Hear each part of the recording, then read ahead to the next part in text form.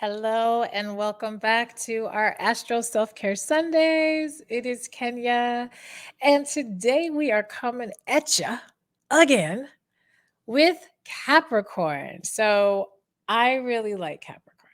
I really like Capricorn. And for selfish reasons completely. And I'm going to explain more why. But if you are new and you've never watched one of these videos, hello, how you doing? How you be? Good to see you. Make sure you subscribe. Are you a subscriber yet? Have you already just said, oh, let me subscribe? Go subscribe and then hit the notification bell so that you're notified every time I drop a video on my channel. So, what we do here in this Astro Self Care Sunday Streets is we're in a series right now where I'm just going through every zodiac sign each week and I'm talking about important traits to keep in mind. But I'm also talking, and this is the most important part, about how to provide self care based on that sign's energy.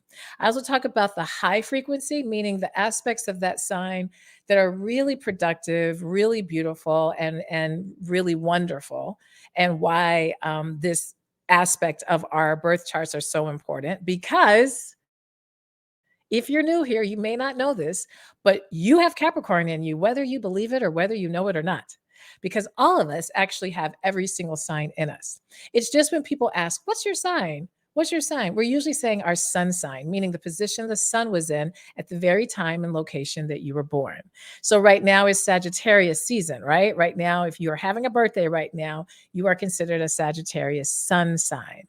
However, we have many more planets up in the sky, and they're each in different positions at the very time that you were born. So, if you believe that, yes, or you understand, you can get the concept that, oh, okay, I was born on November, 28th. That means the sun was in the position of Sagittarius. Well, guess what? The very time, day, location you were born, the moon was somewhere too, right? It was somewhere. Saturn was somewhere. Jupiter was somewhere. Pluto was somewhere. And so that means, and depending on where, it might have been in a whole different sign. So, and there might not have been any planets in the sign, but you still got the energy of that sign. So, when you come in and you tap into this, what I'm talking about, if Capricorn today, as we talk about Capricorn, if it is your sun sign, meaning you were born during Capricorn season, or if it's your moon sign, or if it's your rising, everything that I say today is going to be very dominant, okay? Because our top three, our sun, moon, and rising, are what are more dominantly we connect to, we demonstrate, we project, and we see within ourselves. But depending on how they exist in your birth chart, you may feel one more than the other. I find that a lot of times people connect way more in their moon sign because the moon reflects it symbolizes and reflects our emotions, our body, and our emotional needs. And so we navigate that so much each day. A lot of times we can connect way more to our moon sign. A lot of people don't know their moon signs, okay? They have no idea. They've never gone and figured any of this out, right? And so a lot of times they'll be like, yeah, the thing says that I'm a Gemini, sun sign Gemini, but I don't really feel like that. Well, I challenge. Let's find out what your moon sign is because you may connect more to that. So, this little storytelling kind of brings me why I love Capricorn. So, Capricorn is my moon sign. Okay. Capricorn does, yeah, the moon don't like to be in Capricorn. It doesn't. I know. And I'm going to explain why in a moment. But I've always, my sun sign is Scorpio, and I've always felt, like, okay, yeah, Scorpio. But there's been some aspects of Scorpio that I was like, not so much for me. And when I found out what my moon sign was, and I started learning about the traits and the high frequency and the low frequency of Capricorn, I'm like, by golly gee, that's it. I connect way more to a lot of what I hear about Capricorn energy. And so when people meet me and they say, you don't really come across as a Scorpio, or you don't really, a lot of times it's because, again, my moon sign is Capricorn. And so a lot of my day to day and the way I emote and the way my emotional needs are met are very much through Capricorn energy. Okay. All right. So let's dig in. Let's dig in. If you don't know, if you're like, I don't know if I don't know what my moon sign is. I don't know my rising. If you don't know, then please let's connect. We can do a reading together. Beyond, and I don't do regular readings. I do what's called astro guidance readings. So what I do is I do a coaching session with you better understanding the astrology, your astrological birth chart. Okay. And so we do half the session where I just ask them general questions for you just to tell me more about your experiences, for you to tap in a bit more about your challenges, your gifts, the things that you're where you feel like you're going, the things you want to heal, so forth. And everything you say, I can then show you in your chart and I show you where those placements are. And the bonus is because I'm able to interpret the chart, I can tell you where you might want to do a little bit more self-care, where you might want to push a bit more, where you might want to consider things a little bit differently. It's a really beautiful session. We can totally do it together. I can show you all the goods. It's not a typical reading by any means. And, I think it's very affordable what I provide. If you were like, I'm not sure, I want to ask you some questions first, then we can do a free discovery call. Okay.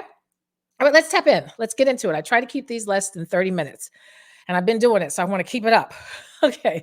So first things first, what are the traits? And y'all know that watch every week. I got notes. I don't try to memorize all this stuff because it's a lot. Although I know a lot of it. I just want to make sure I'm being succinct in it. So the big mantra for Capricorn is I achieve. Okay. Another thing that sometimes you'll hear with Capricorn is I use. Okay. But to do the activated builder is the Capricorn, and not just building, but achieving, accomplishing.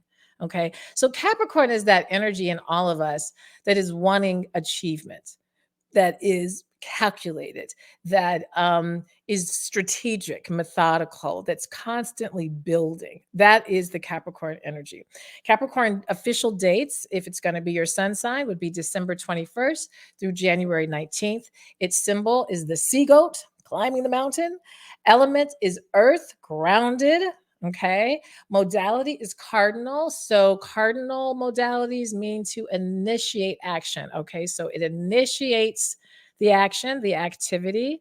We were just doing Sagittarius. It was mutable. So it disperses. So if you think about this now, okay, again, I achieve, I initiate the achievement, I build, I'm an activator, I get active in building and doing. Okay, and grounding and creating stability.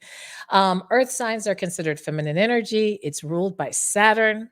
And Saturn, y'all, is that planet. It's that planet.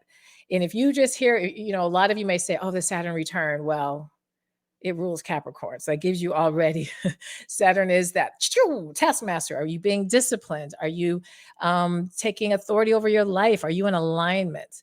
And so that is the planet that rules Capricorn. Capricorn rules, the ruling house is the 10th house, and it's opposite of Cancer. Okay. So, what are the high vibration? What are the aspects of Capricorn that are all good and that we want to step more into and we want to understand and be connected to that higher space of Capricorn? Well, the high energy of Capricorn is a need to enhance your ability to achieve, always wanting to not just achieve, but enhance the ability to achieve. Okay. So, always working towards. And that can be a downfall, is that work monster. We'll get to that. Because the thing is that Capricorn is doing this because it wants to be able to do it on its own. Okay. It wants to achieve on its own means. It doesn't want everybody else to help. It doesn't, it's about I build, I achieve, not we, I. Okay. Um, and so there's a great sense of accomplishment. And so, this can be kind of a high low, right? In terms of the I. Where do we get the support though? So Capricorn, I'm a Capricorn moon. Did I say that? I said that. Capricorns have a hard time asking for help. They got a hard time. So those of y'all who really know me and you're like, Kenya, you don't ever, I isn't, and I'm a Scorpio sun. It's just private and, there's just a lot that I'm wired not necessarily to just go grasp and ask for everybody's help. It's not because I don't appreciate it, because when I do get the help and when I do ask, I'm like, oh my God, thank you. But naturally the Capricorn is very wired to do things on its own and to accomplish. Very admirable kind of energy, very ambitious energy. Again, it's about building and it's calculated, business oriented. A lot of Capricorn, people who have Capricorn in their top three are typically very entrepreneurial, very much about creating independence as it's whatever career it's doing and autonomy. Very cautious, kind of adverse to the whole risky life. Very CEO boss kind of energy, can be very conservative in its kind of thought process. And don't think of conservative in terms of the way we look at politics today. Okay, let's not, no. But just being conservative, meaning that cautious kind of energy and conserving as opposed to just kind of being more impulsive. Very consistent. Capricorn is very known because, again, you're achieving, you're building. You need the consistency. Constructive, wanting to provide things that can be useful, not just flip it and saying stuff. Okay. Capricorn energy is a very controlled energy. I tell people who are having maybe parts of their chart that are really heavy in the air, or heavy in water, or even heavy in fire. Let's go look at your grounding energy. And particularly, let's look at your Capricorn energy because it's wanting us to focus and to be more strategic.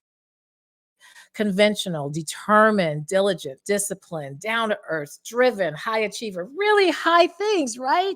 We're the achieve. Oh, but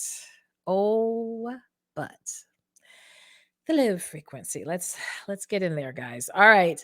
So with all of this achievement, with all of this need to, be strategic and about business and all the things comes some low frequency things. And it could be aloof, may appear aloof just because it's very focused and it's very cautious and it's very conservative and it can come off as a more aloof kind of energy, or even bossy kind of energy sometimes, or boring, depending on how how you relate or think come across that. That can be a low frequency of a Capricorn.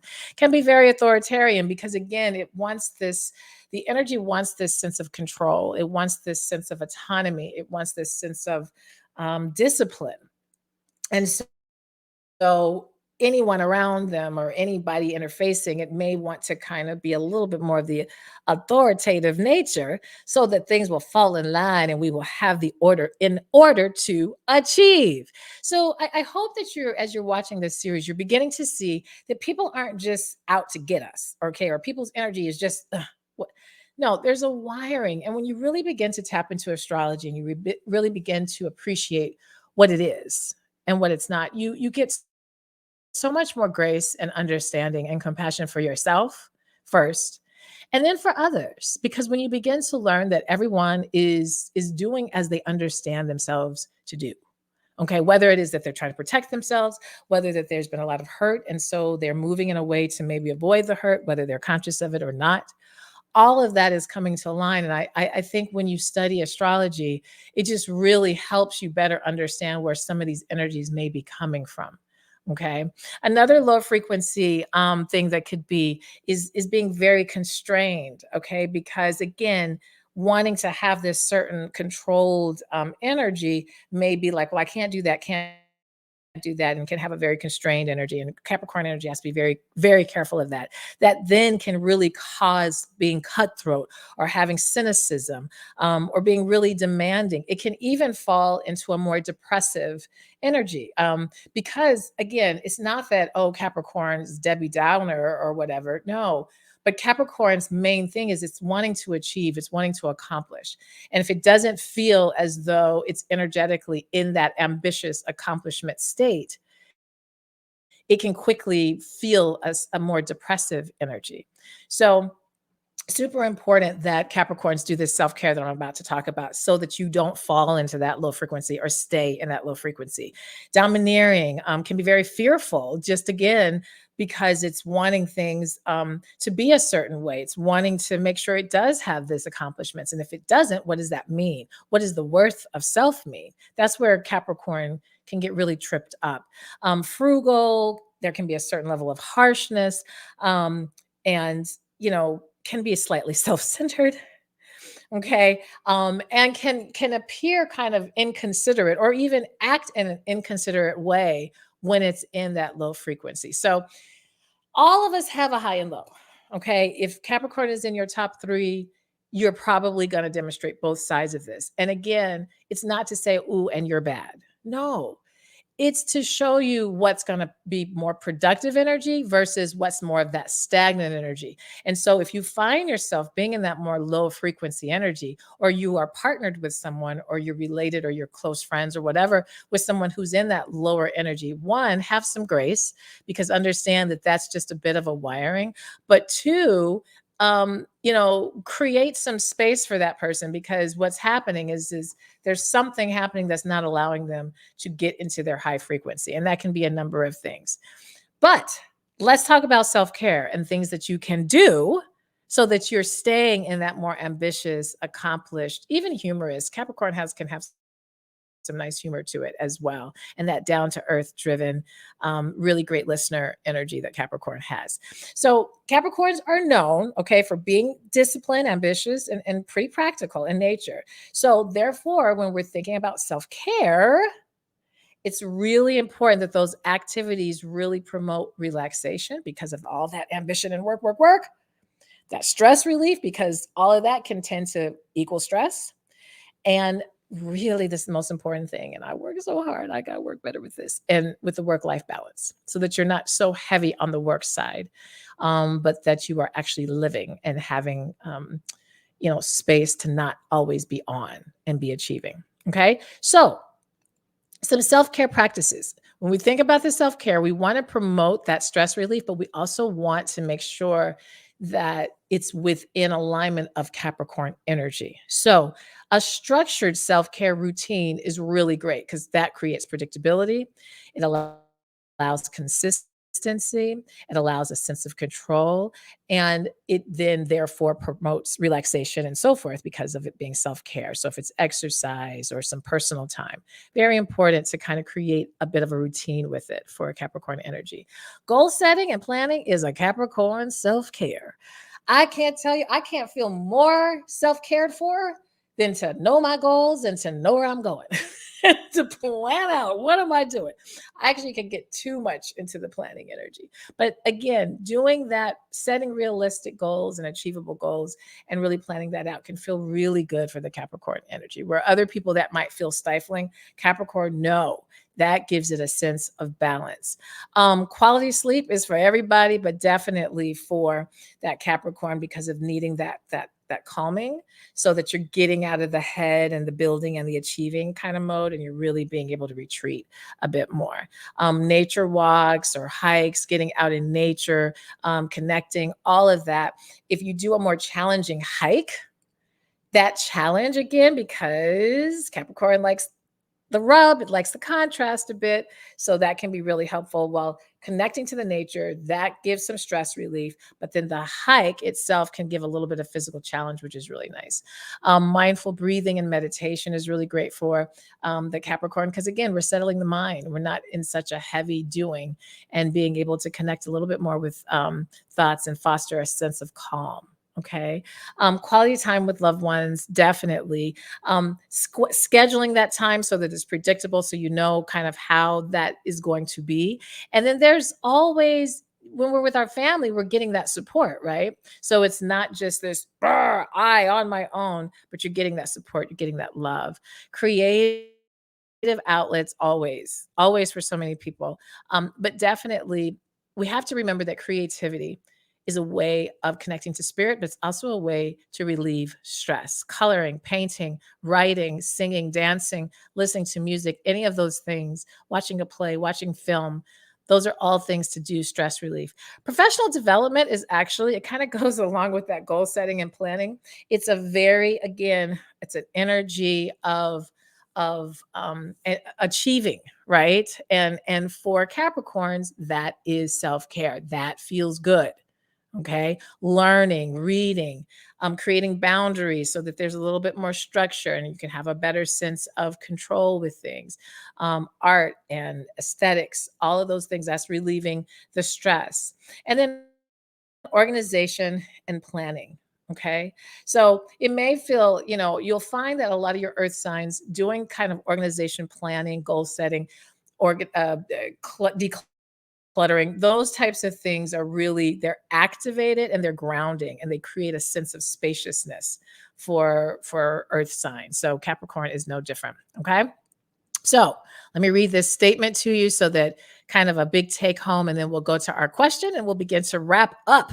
So, tailoring self care practices to align with the Capricorn energy allows individuals to nurture their disciplined and ambitious nature while fostering a sense of balance, relaxation, and well being. Okay. So, my go getter Capricorns,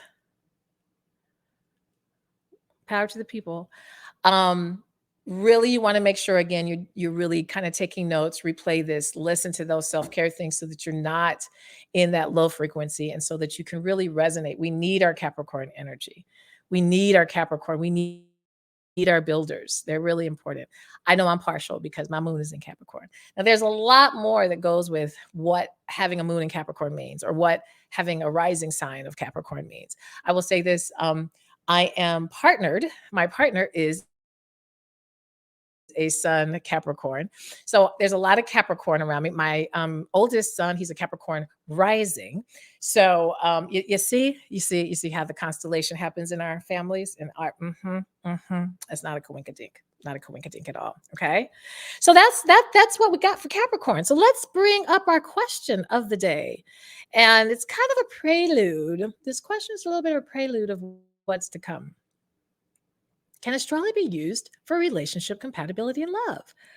Absolutely. Absolutely. Absolutely. Fundamentally, absolutely. We are wired here, period, as humans to be in relationship, to be in connection, to be social. Okay.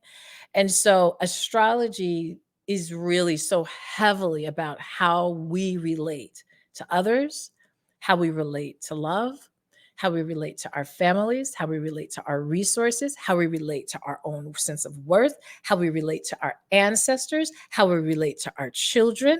Absolutely. So relationship compatibility is not just romantic. Okay.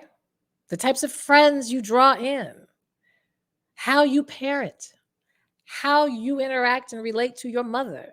All of that can be found in astrology and definitely love. And so the plan, and I'm working on it, so I'm not going to say this is an absolute what's going to happen, but I'd like to have the next series to talk a bit more about each sign and their kind of love languages and kind of, what signs will draw other signs and how compatible certain signs are with other signs. I want to kind of dig in that more, but I think you have to be careful with this because this isn't Glamour magazine. I don't want to get into that because I don't want you to be like, oh, I can't do Leos because no, that's not because again, we all have every sign in us. So it's difficult to say, well, I can't do this sign or that. But what I do want you to understand is if you are a certain sun sign, how that may show up for you in relationship. Okay. What you may draw in. Okay. Because I knew that was going to happen. That's my alarm. What you draw in is so much based on, again, these different traits.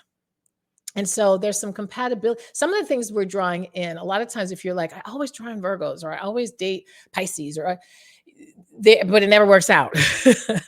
We're going to talk more about that and what that's about because astrology can be very useful in having you better understand why you may be drawing in a certain sign. A lot of times it's because there's some energy within your own self, within your own chart that's needing to be a little bit more reflected to you, or you're needing energetically to use a bit more of it or to become more aware of that aspect of yourself. So those people, our friendships, all the people around us we're all forming these constellations to improve and to expand and to be abundant.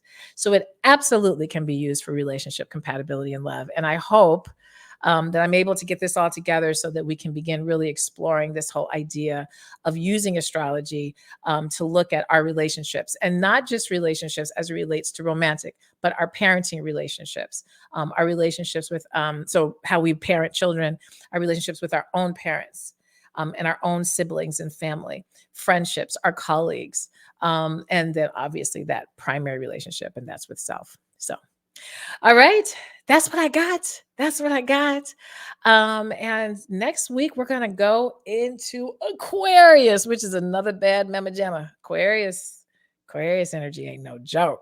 It ain't no joke. It ain't no joke. So if you are an Aquarian or you know Aquarians, you want to learn more, make sure you tune back in. We will be back next week. You guys have an amazing week. Make sure you're sharing this video, liking this video, and I'll see you guys next time. You guys take care.